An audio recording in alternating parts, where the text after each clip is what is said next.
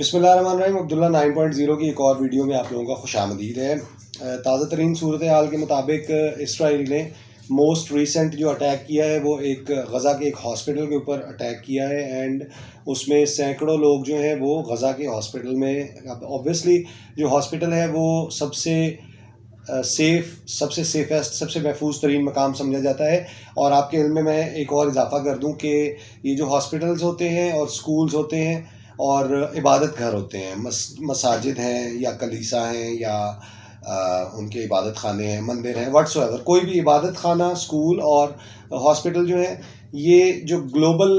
وار ہے، گلوبل وار کے جو رولز ہیں ان کے اندر ان تین جگہوں کو امان حاصل ہوتی ہے. ان تین جگہوں کے اوپر آپ حملہ نہیں کر سکتے. وار میں آپ جتنے بھی ایک دوسرے کے دشمن ہیں، آپ کبھی بھی جو ہے وہ مطلب دو مخالف ممالک کی اگر جنگ ہو رہی ہے تو اس میں آپ as an opposing country you will never hit the hospital, you will never hit the school, and you will never hit any of the worship place. وہ مسلمانوں کی ہے، ہندوؤں کی ہے، عیسائیوں کی ہے، یہودیوں کی ہے، بدھ مت کی ہے، جس کی بھی ہے، وہ آپ جو ہے اس کو وہ نشانہ نہیں بنا سکتے ہیں. تو یہ بھی جو تازہ ترین حملہ ہوا ہے یہ ہاسپٹل کے اوپر کیا گیا ہے، اور اسرائیل نے جو ہے اس حملے سے ایک بنیاد رکھی ہے کہ وہ انسانی حقوق کی پامالی میں سب سے آگے ہے، اور اس کی وجہ سے جو ہے وہ وہاں پہ سینکڑوں لوگ، اور خاص طور پہ اگر آپ ویڈیوز دیکھیں، آپ کے سامنے سوشل میڈیا پہ کلپس آ رہے ہوں گے، چھوٹے چھوٹے معصوم بچے ہیں. اول تو سویلینز کو ہی جو ہے وہ نشانہ بنانا ایک انتہائی غیر اخلاقی بات ہے، لیکن سویلینز میں پھر خاص طور پہ بچے، شیرخوار بچے ہیں، یا 5-6 سال کی عمروں کے، 3-4 سال کی عمروں کے بچے موجود ہیں، تو وہ بھی جو ہے وہ بڑے زیادہ افیکٹ ہو رہے ہیں. کل میں ابھی پڑھ رہا تھا کہ BBC کا ایک نمائندہ وہاں پہ جو وار کو کور کرنے کے لیے موجود ہے اسرائیل میں، غزہ میں، تو وہ جو ہے اس نے اپنی ایک داستان چھوٹی سی شیئر کی ہوئی تھی کہ میری فیملی جو ہے وہ for the first time threat میں آئی ہے، اور میں پچھلے 10 سال سے میں غزہ کے اندر ہونے والی اس جنگ کو کور کر رہا تھا. جو مطلب مختلف وہاں پہ اپس اینڈ ڈاؤنز آتے تھے، میں ان کو کور کر رہا تھا، لیکن کبھی بھی میری فیملی جو ہے وہ ایٹ اسٹیک نہیں آئی. تو اس مرتبہ جو ہے وہ کہتا میں اپنی ایک کوریج کے لیے ہی موجود تھا غزہ کے ہی کسی علاقے میں، تو مجھے فون آیا اور میری بیوی جو ہے وہ آنسوؤں کے ساتھ رو رہی تھی اور کہہ رہی تھی کہ ابھی جو ہے وہ ایویکویشن آرڈرز ملے ہیں کہ آپ جو ہے وہ 5 منٹ کے اندر یہ بلڈنگ خالی کر دیں، کیونکہ اس بلڈنگ کے ساتھ والی بلڈنگ کے اوپر جو ہے وہ اسرائیل نے بمباری کرنی ہے. یہ اسرائیل کے فوج کی طرف سے جو ہے یہ ان لوگوں کو وہ کیا گیا تھا. مطلب ہیومینیٹیرین رائٹس کی اگر بات کریں تو وہ اتنا ضرور یقینی بنا رہے ہیں کہ جو ہے وہ یہ پتہ چل جانا، مطلب میرے لیے تو کوائٹ نیو ہے، بیکاز آپ بھی جو ویورز ہیں، میں تو یہ کہتا ہوں کہ موسٹلی جو ہیں وہ وار سے ناواقف ہوں گے، اور اللہ پاک ناواقف ہی رکھے. تو یہ ایک مطلب اسٹریٹجی ہے کہ یہ ایک نئی چیز تھی میری اپنی انفارمیشن میں، یہ ایک نیا اضافہ تھا کہ جب آپ نے ہٹ کرنا ہوتا ہے تو وہاں کے آس پاس کے سویلینس کو آپ کسی طرح آپ ایویکویشن آرڈرز دیتے ہیں. کوئی فوجی وہاں جا کے بنفس نفیس بتائے، یا کوئی اناؤنسمنٹ ہو جائے، اسپیکرز میں اناؤنس کر دیا جائے، اور whatsoever. This is also a new tactic of war, جو کہ ابھی مجھے پتہ چلی اور آپ لوگوں کے بھی علم میں آئی ہوگی. اچھا، دوسری طرف جب ہم بات کرتے ہیں تو پریزیڈنٹ جو بائیڈن ابھی حال ہی میں اسرائیل کا دورہ کر رہے ہیں. اگلے 1-2 دن کے اندر جو ہے وہ اسرائیل کا دورہ متوقع ہے. President Joe Biden United States of America کے جو حالیہ صدر ہیں، وہ اسرائیل کا دورہ کرنا چاہ رہے ہیں حالات کے پیش نظر، حالات کو مد نظر رکھتے ہوئے. اچھا، دوسری طرف سے اگر ہم یہاں پہ تھوڑا سا ٹیگ کریں نا، یوکرائن اور رشیا کی جو وار چل رہی ہے فیبروری 2022 سے، 1.5 سال سے اوپر کا عرصہ ہو گیا اس وار کو چلتے ہوئے. تو وہاں پہ اب اوبیسلی کیونکہ یوکرائن کو جو ہے وہ امریکہ سپورٹ کر رہا ہے، تو اوبیسلی جو رشیا ہے تو وہ پھر رشیا ہر ایسے ملک کے ساتھ کھڑا ہوگا جو امریکہ کے مخالف ہے. تو یہاں پہ ایک برج جو ہے وہ نیا برج بنتا ہوا دکھائی دے رہا ہے کہ رشیا نے بھی اپنی حمایت کا اعلان کیا ہے فلسطین کے ساتھ اور غزہ کے ساتھ. تو اس میں ابھی جو وہ حمایت کا اعلان ہے، اگر اس میں وہ مطلب صرف ایک وربل حمایتی اعلان ہے، یا اس میں مزید جو ہے وہ رشیا کوئی آرٹلری، کوئی ویپنری، یا کوئی اپنا فوجی دستہ تو خیر نہیں کہا جا سکتا، because Russia itself is involved in war with Ukraine. تو اس کی وجہ سے جو ہے وہ رشیا کے پاس تو اپنے فوجی بڑے کم ہیں. تو آئی ڈونٹ تھنک کہ وہ فلسطین کو کوئی فوجی یا مطلب انفرادی مدد فراہم کر سکے گا. دوسری طرف پریشر جو ہے وہ اسٹل پریشر موجود ہے جو بائیڈن کے اوپر اور بائیڈن ایڈمنسٹریشن کے اوپر، کہ ایران کے جو آپ نے $6 بلین ریلیز کیے ہیں ان کو فریز کیا جائے. ایک اور تازہ ترین اپڈیٹ یہ ہے کہ ابھی حال ہی میں آج یا کل کے دن میں جو ہے وہ ایران کے اوپر جو پابندیاں موجود تھیں، جو ایران پہ بڑی، آپ لوگوں نے یہ ضرور سنا ہوگا کہ ایران پہ پابندیاں ہیں، ایران پہ پابندیاں ہیں. اب وہ پابندی آپ سنیں اور پابندی کی نوعیت کا آپ اندازہ لگائیں کہ ایران کے اوپر پابندی کیا تھی کہ جو نیوکلیئر ویپنز کے اندر استعمال ہونے والی یورینیم ہے، اب ایران میں وہ کثرت سے پائی جاتی ہے، تو اس یورینیم کو پروسیس کرنا جو ہے وہ بند کر دے جنگی استعمال کے لیے یا نیوکلیئر ویپنز کے استعمال کے لیے. یہ پابندی تھی ایران پہ، جو کہ اگلے 1-2 دن میں جو ہے وہ پابندی ختم ہونے کو جا رہی ہے. تو this is going to be a big one for huge one for Tehran and Iran, کہ وہ ان کے اوپر یہ پابندی ختم ہونے جا رہی ہے. اچھا، ساتھ ہی ساتھ یہاں پہ ایک گلوبل کنسرن میں آپ کو بتاتا ہوں. اب کیونکہ مڈل ایسٹ جو ہے، مشرق وسطیٰ، وہ اس طرح کا ایک خطہ ہے کہ جہاں پہ تقریباً دنیا کا تمام تر جو تیل کی سپلائی ہے اس کا بہت بڑا حصہ یا میجورٹی اس حصے کی جو ہے وہ ڈسٹرب ہو سکتی ہے اگر مڈل ایسٹ ڈسٹرب ہو. تو اب کیونکہ مڈل ایسٹ جو ہے وہ ڈسٹربڈ ہے، اور انفارچونیٹلی جو ہے وہ دنیا، جتنی بھی دنیا، ساری دنیا تیل کے اوپر ڈپینڈ کرتی ہے، تو وہ ساری کی ساری دنیا مڈل ایسٹ کے اس جھگڑے میں ڈائریکٹلی یا انڈائریکٹلی جو ہے وہ انوالو سمجھ لیں کر رہی ہے. وہ کس طرح سے کر رہی ہے کہ ہر کسی کو کنسرن ہے آئل پرائسز کا. اب امریکہ میں بائیڈن ایڈمنسٹریشن یا بائیڈن کی حکومت کے دوران میں انرجی کرائسس آلریڈی بہت زیادہ ہے، اور تیل کی قیمتیں یہاں پاکستان کی طرح امریکہ میں بھی بہت زیادہ بڑھ گئی ہیں.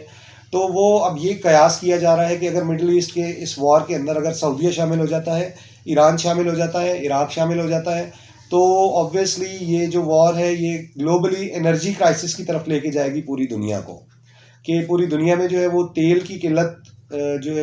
قلت سامنے آ سکتی ہے، جس کی وجہ سے آئل کی سپلائیز جو ہے وہ افیکٹ ہو سکتی ہیں، بیڈلی افیکٹ ہو سکتی ہیں. اور آبویسلی جب تیل افیکٹ ہوگا تو دنیا کی جتنی بھی بڑی طاقتیں ہیں، they need energy to run their businesses, not only for their traffic اور transport but also for their factories and جتنے بھی مطلب فیول کے استعمال ہیں. تو اس کی وجہ سے جو ہے وہ بہت زیادہ ممالک کنسرنڈ ہیں اس مڈل ایسٹ کی وار کو لے کے، اور زیادہ تر ممالک جو ہیں وہ یہی رائے دے رہے ہیں کہ اس وار کو کسی طرح بیٹھ کے اور سلجھا لیا جائے. دوسری طرف جب ہم بات کرتے ہیں بینجامن نیتن یاہو، جو کہ اسرائیل کے پرائم منسٹر ہیں، وہ ابھی تک کسی بھی اس کے اوپر کسی بھی صلح نامے یا کسی بھی صلح کی تجویز کے اوپر آنے کے لیے بالکل بھی تیار نہیں ہے. اور حالیہ خبروں کے مطابق آپ لوگوں نے سنا ہوگا کہ اسرائیل جو ہے وہ بہت بڑے زمینی حملے کی تیاری کر رہا ہے. Israel is preparing for a ground invasion, full scale ground invasion, بہت بڑے زمینی حملے کی تیاری کر رہا ہے، جس کی بہاف پہ اسرائیل نے ایویکویشن آرڈرز دیے ہیں. اور اس ایویکویشن آرڈر یا اس انخلاء کے یا وہ جگہ چھوڑ جانے کے آرڈرز کی بیس پہ 1 ملین لوگ جو ہیں ان کو اسرائیل نے کہا ہے کہ 24 گھنٹے کے اندر اندر آپ نارتھ کی طرف، ساؤتھ سے، جنوب سے آپ شمال کی طرف چلے جائیں، کیونکہ